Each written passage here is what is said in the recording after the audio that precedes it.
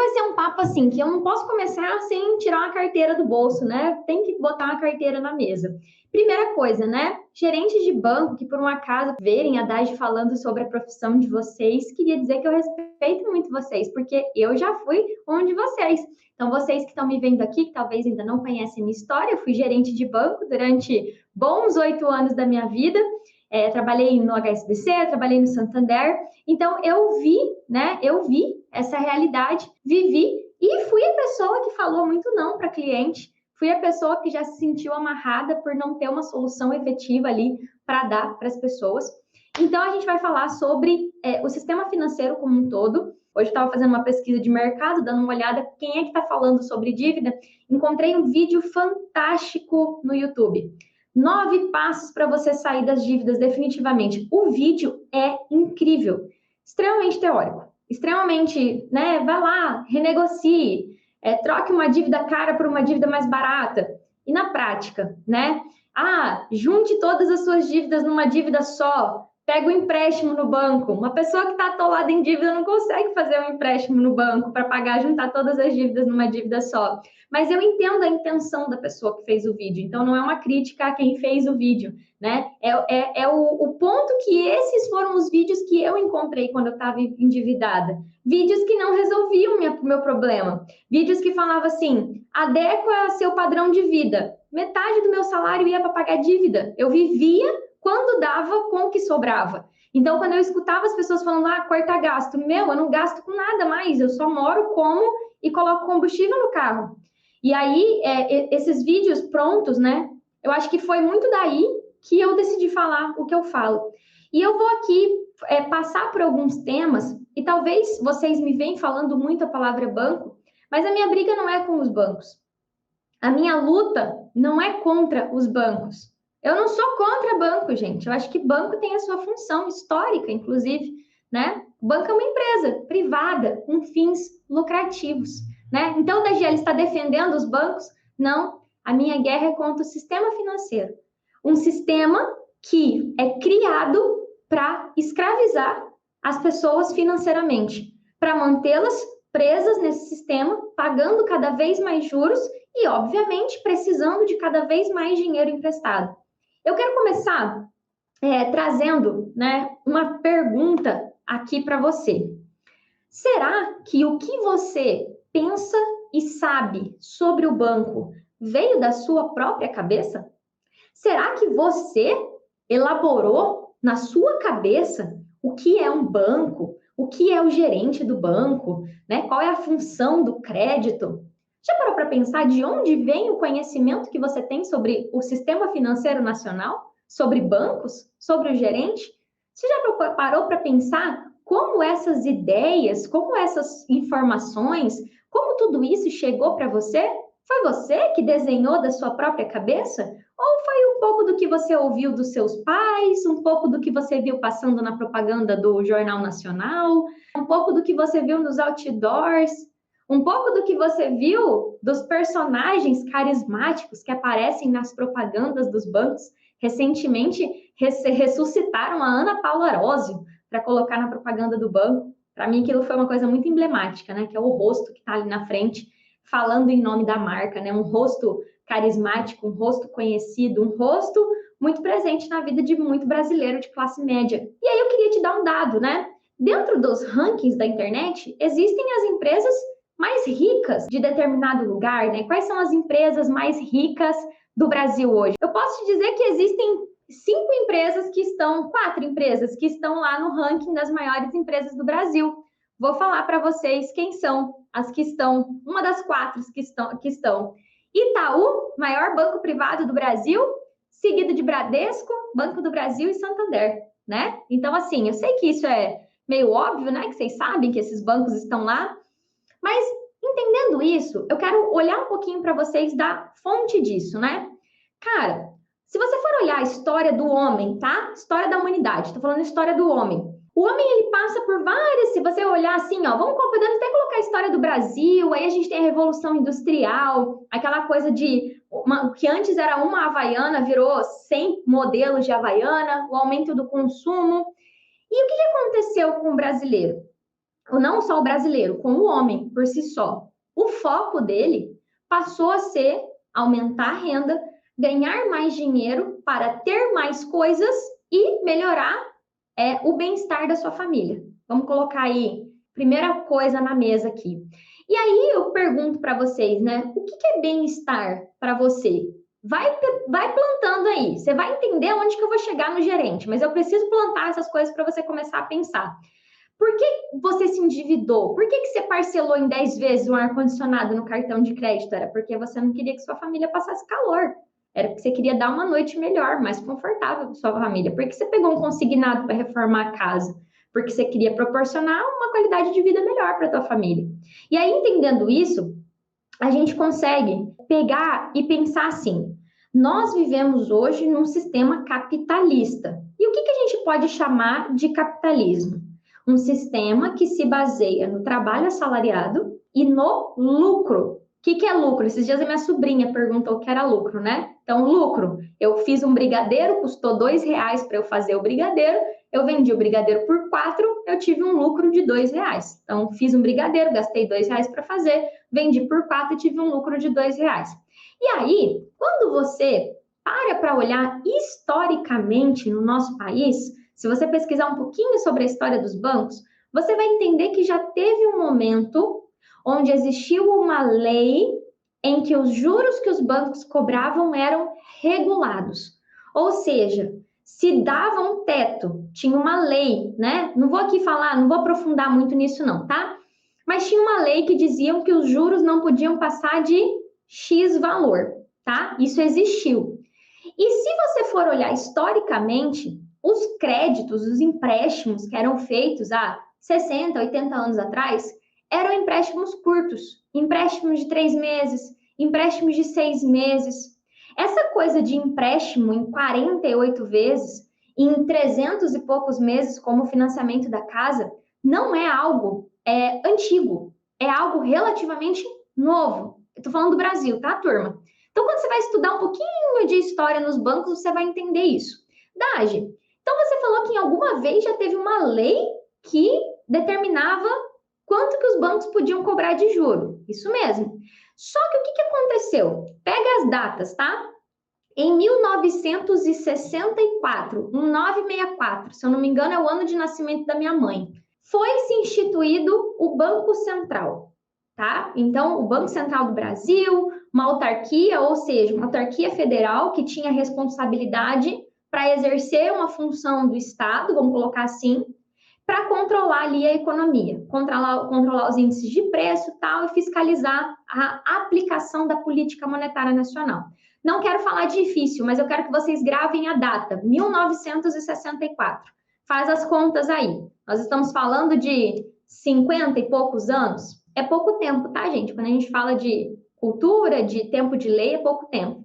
Só que o que você tem depois disso? Em 1990, ou seja, há 30 anos atrás, você tem a criação da lei do consumidor. A criação não, né? A validação dela, vamos colocar assim, quando ela começou a valer. E você tem em 2003, ou seja, menos de 20 anos, o estabelecimento do crédito consignado, aquele direto na folha com juros mais baratos, né?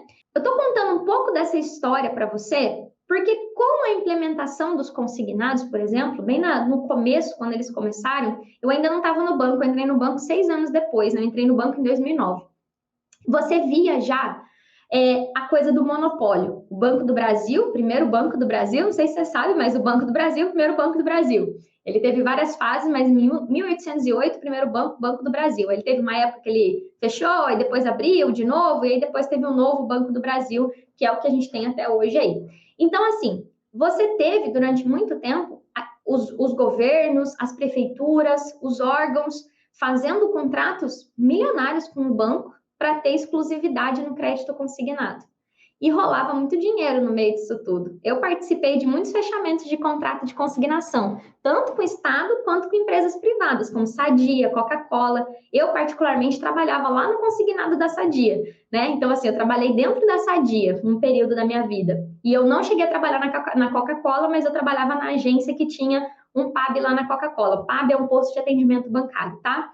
Então, assim, historicamente, você tem muita coisa que envolve essa questão do mercado financeiro nacional. Pô, Dade, do sistema financeiro nacional. Pô, Dade, que papo chato, né?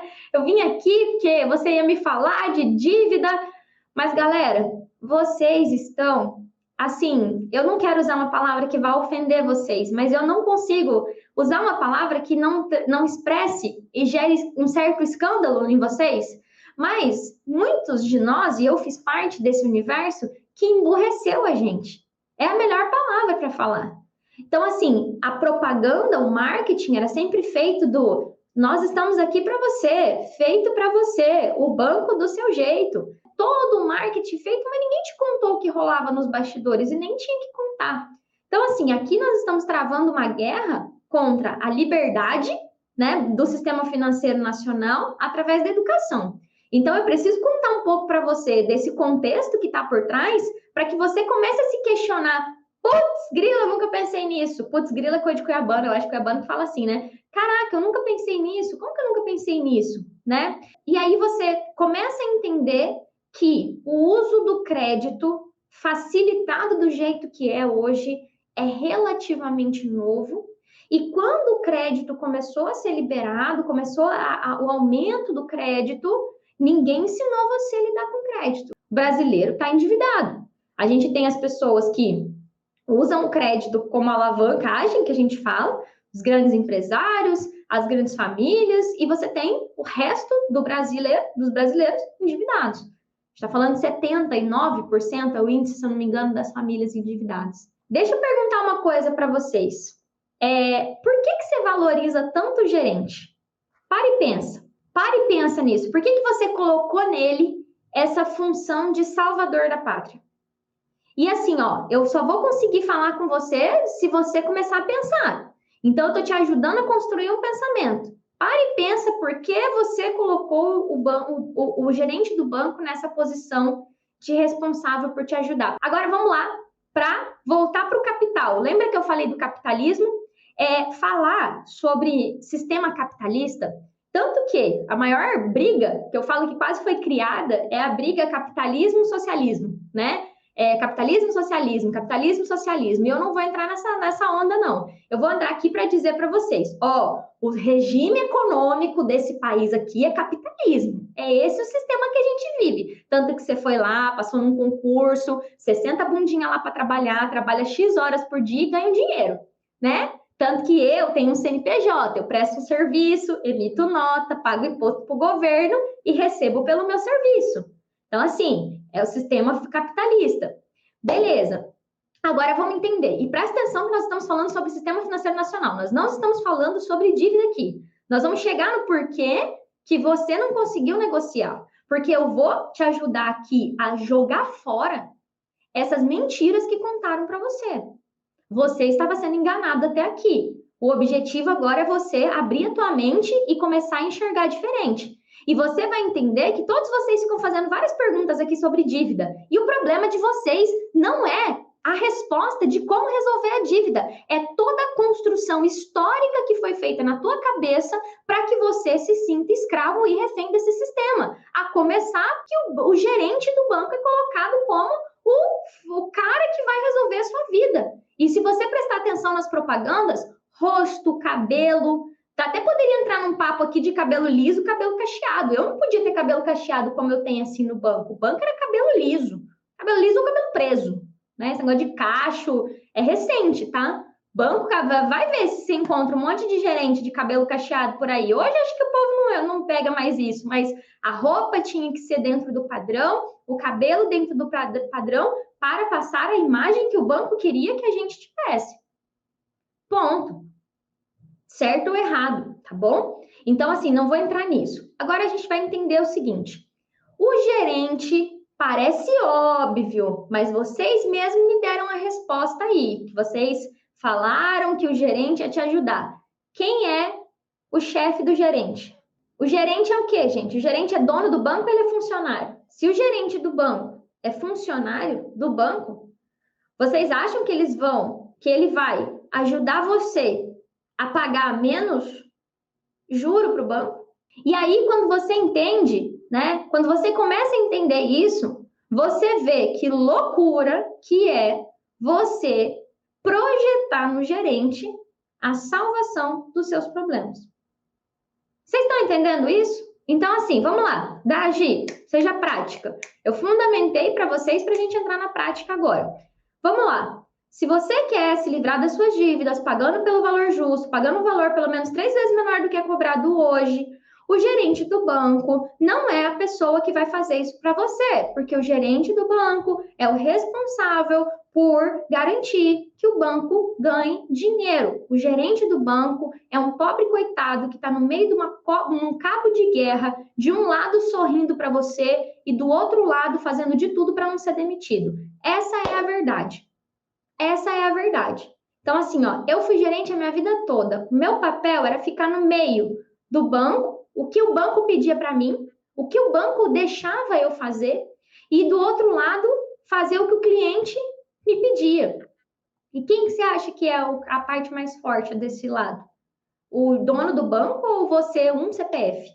Pega um balanço de banco, vê se o banco deixa de lucrar um ano. Se o lucro do banco cai.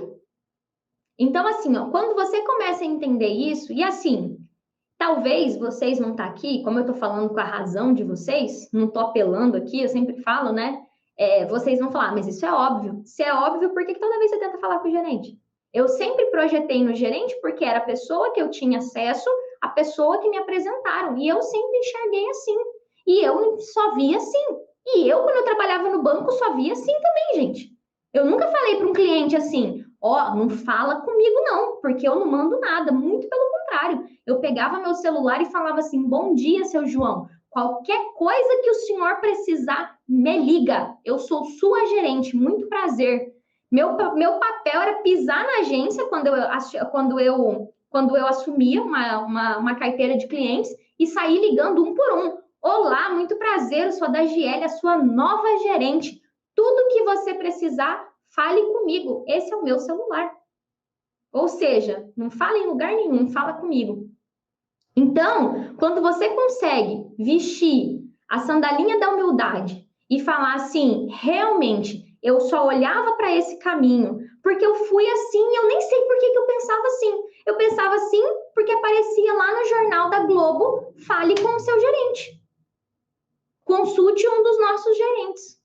Aí tá, Dagiele, então tá, agora você já jogou água fria na minha cabeça, falou que, né, que eu não sei, que eu não sabia. Cara, a gente só consegue, né? É exatamente para isso que eu tô aqui, para dizer, cara, não é culpa sua que você não sabia. Com a cabeça de vocês no lugar, eu consigo agora falar da hierarquia do sistema financeiro. A partir do momento que você consegue entender e visualizar quem é você na fila do pão, né? Por isso que eu falei lá atrás, ó, Código de Defesa do Consumidor foi criado em 1990. Então, foi criado. Banco Central foi criado em 1964. Então, eu trouxe para você esse dado, não foi à toa. Para quem me perguntou de consignado, eu falei, ó, consignado é algo de 2003. É algo que não tem 20 anos ainda. É uma coisa nova. Tem gente que fez consignado lá em 2003 e está renovando eternamente.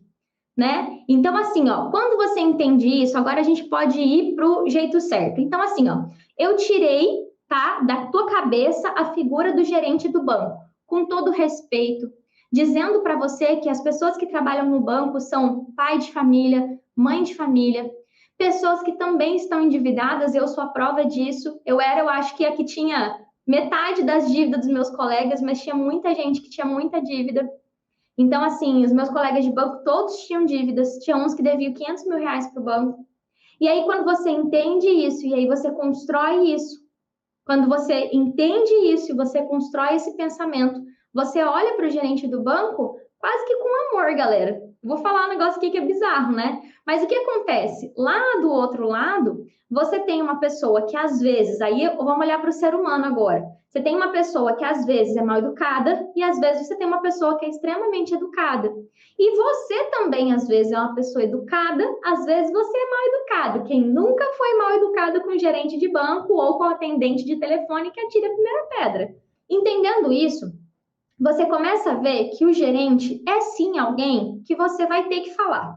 Não tem como eu dizer para você assim, não, nem olha mais para a cara do gerente, desliga na cara dele, porque ele é alguém na fila do pão, né? Eu falo, ele é a primeira hierarquia do sistema que você vai começar a usar para se livrar das dívidas por um valor 3 vezes menor. Mas você entende que ele é a primeira, entendeu? Ele é a primeira, ele é a primeira pessoa. Então, eu aqui não ensino os meus alunos a desqualificarem o gerente e falar, você é um bocó, sai daqui, não vou falar com você. E aí, você entendendo isso, eu quero que você entenda que dentro da hierarquia do sistema financeiro, nós temos 5 níveis, tá? Então, eu vou falar deles aqui em linhas gerais para você entender como é que você vai colocar isso em prática na sua vida agora. A primeira linha é o gerente, é a agência que a gente fala, às vezes não é o gerente, às vezes é a agência, né? A agência, a primeira linha de atendimento que fala com você. A segunda linha é o serviço de atendimento ao cliente, que é algo que foi estabelecido como obrigatório para os bancos. Todo banco precisa ter um saque, que a gente chama. Um saque que a cada solicitação é feita uma abertura de protocolo, né? Então, um lugar onde as demandas têm que ficar registradas. Todo banco tem uma ouvidoria. A ouvidoria do banco existe exatamente, a gente ainda está no nível banco aqui, tá? A ouvidoria do banco existe exatamente para garantir que o atendimento do saque e da agência funcione. Aqui no Mais Dinheiro Zero Dívida, eu falo para os meus alunos que eu treino eles, né? A gente tem o atendimento interno, que é o suporte do curso, e a gente tem uma ouvidoria. Porque eu ensino eles, eu falo, ó, se aqui tiver alguma coisa que não resolveu o problema de vocês, sobe para cá, para nossa ouvidoria. Porque aí eu já treino os meus alunos a entenderem que um banco, assim como uma empresa, deveria ter sempre duplo controle das reclamações e solicitações dos clientes. Um controle de primeira linha e um controle de segunda linha.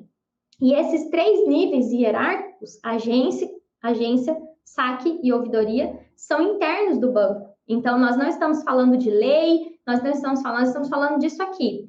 Quantos de vocês já acionaram a ouvidoria de um banco? Fala aí, quem já fez uma reclamação na ouvidoria? Vocês vão ver, se eu colocar aqui, a estatística vai cada vez baixando mais. Quem já fez uma reclamação na ouvidoria? Não é no saque, é na ouvidoria. A ouvidoria é outro lugar. A ouvidoria é outro lugar. A ouvidoria é um lugar específico do banco. Então, assim, essas 3 primeiras hierarquias aqui. Só que quando eu falo com a agência, quando eu falo com o saque, quando eu falo com a ouvidoria, eu ainda estou no ambiente interno. Eu ainda estou falando com o banco. E aí, surgem mais 2 figuras aqui, que para alguns é comum e outras não, que é a figura do Banco Central no Brasil, criado em 1964, com o objetivo exatamente de garantir a aplicação das políticas, enfim, o Banco Central tem lá a função dele, eu não vou aqui falar financeiros para vocês, e uma das funções do Banco Central é fiscalizar para que as diretrizes do Conselho Monetário Nacional sejam cumpridas. Então, o Banco Central tem uma função de fiscalização. Ele não vai fazer banco abaixar juro, o Banco Central não vai fazer se o banco negociar com você, o Banco Central não tem a função de negociar sua dívida, o Banco Central não é o Superman, nem o Homem-Aranha, nem a Mulher Maravilha. Ele é um agente fiscalizador para garantir que as normas, regras e resoluções sejam aplicadas. E depois disso, lembra que eu falei? 1964 foi criada o Banco Central. 1990, Lei do Consumidor. Então, a gente tem aqui a figura do PROCON, né? A figura do PROCON, antes da gente falar, e isso a gente chama de vias administrativas, esfera administrativa. Então, é muito comum que quem cai de paraquedas aqui pense que o que eu ensino a não parar de pagar dívida. Queria dizer para você que se você já parou de pagar uma dívida e ninguém te processou ainda, não bloqueou seus bens, sua conta, você é sortudo, né? Porque hoje eu falo de boca cheia, a pessoa que simplesmente deixa de pagar a dívida e não faz nada, vai acordar com uma execuçãozinha extrajudicial ou judicial no colo. Né? Hoje, meu posicionamento, se você me assistisse há 1 ano e meio atrás, você me veria falando uma coisa. Hoje, as coisas se atualizaram, né? Então, hoje é muito claro que Não se deixa de pagar a dívida fingindo que não se deve. Eu não vou aqui usar uma palavra forte, mas está lá no contrato, que você está ciente de que se você não pagar, tem as consequências que estão lá no contrato. Então, assim, como é que eu vou vir aqui falar para vocês, para de pagar a dívida de vocês? Como é que para de pagar a casa? Como é que para de pagar consignado? Eu não encontrei o jeito ainda, tá? De parar de pagar a dívida com garantia. Né? Porque se você para de pagar a dívida com garantia, eles executam a garantia e pegam o bem de você. O crédito consignado é direto na folha, não tem como você falar, vou parar de pagar. E aí nós chamamos essas 5 esferas das esferas administrativas, ou seja, são 5 braços que existem sem pensar em justiça, que você é obrigado a usar antes de ir para a justiça. Eis o segundo problema que eu quero trazer na mesa aqui. Os bonitões que adoram, porque meu amigo é advogado que é especializado em direito do consumidor, mas não é especialista em direito bancário, que fala, não, vamos entrar com uma ação, e ferra a vida da pessoa. Por quê? A partir do momento que você entra na justiça, o que significa entrar na justiça? Significa você ir buscar na hierarquia alta uma solução para um conflito que você não conseguiu resolver amigavelmente. Presta atenção no que eu estou falando, que isso é importante. Ir para a justiça significa que você tentou de tudo na esfera administrativa e não conseguiu. E aí você vai bater lá no juiz e vai falar para o juiz assim, juiz, me ajuda porque está acontecendo uma injustiça. E aí você vai chegar para o juiz e o juiz vai falar para você assim, me conta a tua história. Porque o banco, eu falei com o gerente não quis negociar. O juiz vai olhar para você, juiz, cada um decide de um jeito, eu sempre falo isso, e vai falar assim, você tentou negociar só com o gerente? Né? E aí, o que a lei diz? O que a lei do consumidor fala? Né? A esfera administrativa precisa ser esgotada antes de entrar na justiça. Então, assim, primeiro ponto que você vai entender é o seguinte, realmente, é muito chato ficar recebendo ligação, é muito ruim, eu não tenho dívida, meu telefone toca, o povo me liga para oferecer um monte de coisa, né? E hoje eu vou falar uma coisa que provavelmente você não vai gostar muito de ouvir e que vai sair, talvez, do seu senso comum, da ideia pré-formada que você tem do jeito certo de se livrar das dívidas, né? Cara, galera, vocês têm que começar a atender o telefone. Vocês têm que começar a atender o telefone. Idade, mas eu não posso atender o telefone 24 horas por dia. Sabe por que o seu telefone toca 24 horas por dia? Porque você não sabe que existe uma lei que diz que o banco não pode te ligar 24 horas por dia. Mas você não briga pelos seus direitos.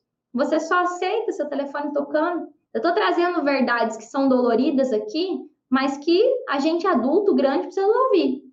E aí eu quero que você entenda assim, ser firme e educado no telefone é tua obrigação. E o que é ser firme e educado? Alô, tudo bem? Olá, Sena, eu queria falar com a Joana. Pois não, o que eu posso te ajudar? Eu queria falar de uma dívida. Olha, nesse momento agora eu estou no meu horário de trabalho. Você pode me ligar tal hora quando eu já estiver fora do trabalho? Mas não sei o que lá. Eu só posso te atender esse horário. Tudo bem? Te espero às 18h30. Fechado? Se a pessoa continuar falando, você foi educado. Você falou. Você disse. Você falou. Pode me ligar tal hora? Por quê? O Código de Defesa do Consumidor diz que não pode atrapalhar a pessoa no horário de trabalho, de descanso e de lazer. Está lá no Código de Defesa do Consumidor, que foi criado em 1990 e que está em todos os lugares aí espalhado. Qualquer lojinha de esquina que você vai, tem um Código de Defesa do Consumidor, mas você nunca leu. Né? Não é verdade? Tá bom? Então, assim, entenda a diferença de prisioneiro e de quem é livre. Quem começa a criar liberdade, quem começa a se libertar das dívidas, começa a entender que um telefone tocando, você não é um criminoso. É só um telefone. É incômodo? É desagradável? É. Mas de quem é a responsabilidade de não colocar limite no banco? De não colocar limite na forma que falam com você?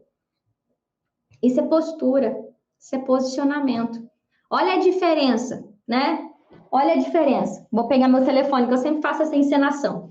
Olha a diferença. O telefone tocou, você faz assim. Vira o celular, assim, Vira o celular, né? Aí sua cabeça já entra no modo pânico. A diferença de você atender, alô, eu quase não atendo telefone, viu, gente? Mesmo que eu sempre falo, só não me liguem, porque eu não atendo. Alô? Ah, a Dagiele, por favor. Pois não? O que eu posso te ajudar? Ó a firmeza da voz, não é assim. Oh, Aí tá enquanto tá falando com a criança, mexendo com um monte de coisa. É verdade, tô devendo, né? Ai, menina, é que tá tão difícil a situação, porque, ó, gasolina aumentou, tô devendo pra vocês, tô devendo, mas não sei parcelar. Ah, mas como que é que fica? Fala aí pra mim. Pera aí que eu vou pegar um papel. Silêncio, Eduardinho, pera aí. Aí você pega o papel com 48, 48 vezes. Não, beleza, acho que 48 vezes de 200 eu consigo. Consigo. Então tá, beleza, vai mandar no meu SMS? Ah, obrigada. Esse é o primeiro caso, a pessoa que fecha a renegociação enquanto o Eduardinho tá gritando, né? E olha a primeira vez que eu falei.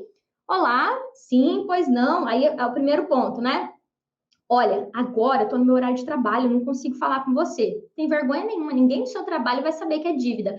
Fala assim, ó, te peço desculpas, mas agora eu tô no meu horário de trabalho. Ó, agora eu tô no meu horário de lazer. Ó, agora eu não posso falar com você, mas eu posso falar com você tal dia, tal hora. Então, por exemplo, hoje eu marquei uma ligação amanhã. A pessoa falou: "Ah, será que é tarde? Você pode falar comigo?" Eu falei assim: "Fulano, qual o próximo horário de manhã que você tem um horário na sua agenda, porque eu só posso falar com você de manhã. Hoje à tarde eu não vou falar com você, minha agenda já está fechada." E ele falou, amanhã, 9h30. Beleza, me manda seu e-mail que eu vou mandar um convite de agenda para você. É postura, galera. Isso é postura. Isso é uma das coisas que eu mais bato com os meus alunos. Postura. Você não é ladrão, bandido, porque tem dívida. Aí a galera acha que é papo motivacional. Eu falar, você não é minha dívida. É para dar curtida, coração e arrasta para cima. Não é, galera. Tem mais o que fazer da minha vida do que ficar aqui fazendo, igual eu falo. Todo mundo fala, né? Eu ia vender mais se eu fosse essa pessoa que falasse para você. Por quê? Antes daquela, eu falo, sim. No momento que tem que falar, eu falo. Mas agora tá na hora de eu ter uma conversa de adulto com vocês. Eu quero que você entenda o seu posicionamento. Presta atenção no seu posicionamento. Adultos, dói doer essas coisas. Eu sei que vocês não gostam quando eu confronto vocês. E se eu quisesse ser amada aqui na internet, eu não falava essas coisas para vocês. Eu não era firme do jeito que eu sou. Entendeu? Esse é o ponto. E é muito louco isso, porque às vezes eu entro aqui e às vezes eu tento me segurar um pouco, mas não dá. Eu tô falando com gente grande, adulta, e vocês têm um celular na mão de vocês. Então, assim, eu sei que são informações novas e que dá uma vontade de querer saber tudo em 1 minuto, mas centra, não é uma dicasinha, não é um artigo de lei, não é uma resolução. Se fosse isso, eu não precisava estar falando a mesma coisa aqui todo santo dia há 4 anos. Porque uma coisa é uma fundamentação que não é feita para um adulto. O adulto mal sabe quais são os direitos deles, direito e deveres. Então é muito normal você encontrar um endividado se sentindo o cocô do cavalo do bandido porque ele se sente um criminoso. O cara que matou alguém se sente mais bem do que um pai de família e mãe de família que está endividado.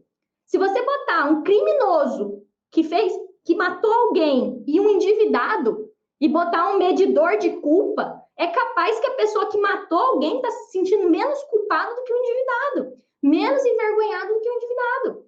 Tô falando loucura pra vocês? Para e pensa pra vocês verem. E aí, entendendo isso, visualizando isso, você consegue pegar e falar, tá, então a Dagiele está falando para eu atender.